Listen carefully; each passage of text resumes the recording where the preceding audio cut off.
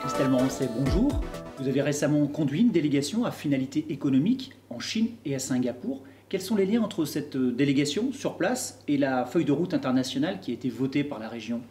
Bonjour.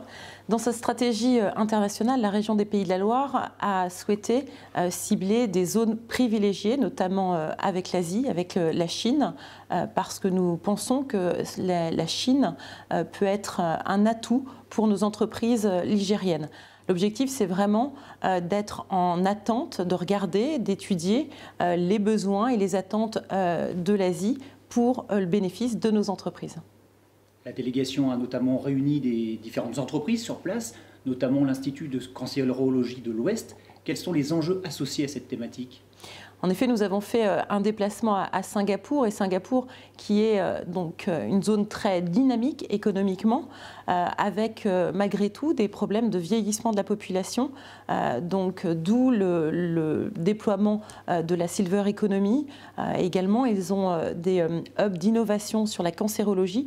Donc pour nous, c'était important de mettre en relation l'Institut de cancérologie avec leurs homologues de Singapour.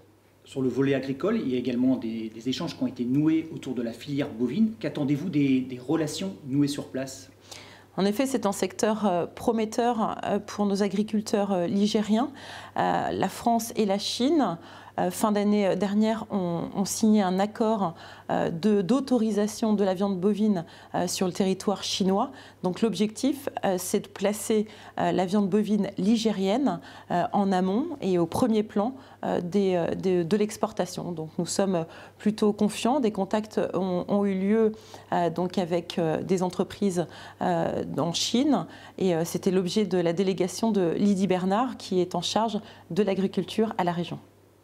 Les entreprises ligériennes que vous avez emmenées sur place sont-elles contentes des relations qui ont été nouées ? Elles sont revenues avec déjà des actions positives qu'elles vont pouvoir mettre en place dans les années à venir ? Oui, alors on est dans la continuité de la mission que Paul Gento avait pu effectuer en 2017. Mon déplacement avec Lydie Bernard il y a quelques semaines. Maintenant, il faut garder des contacts très étroits. C'est vraiment une attente aujourd'hui des Chinois. Ils ont besoin d'avoir un contact permanent avec la région. Pour l'instant, on peut dire qu'on est confiant des retours de cette mission. Nous avons fait un bilan aussi avec nos chefs d'entreprise, avec nos agriculteurs suite à cette mission. Des visites également de Chinois ont eu lieu depuis notre déplacement. Donc maintenant, il faut rester sur cette dynamique. Je pense que nous sommes en très bonne voie. Merci. Merci.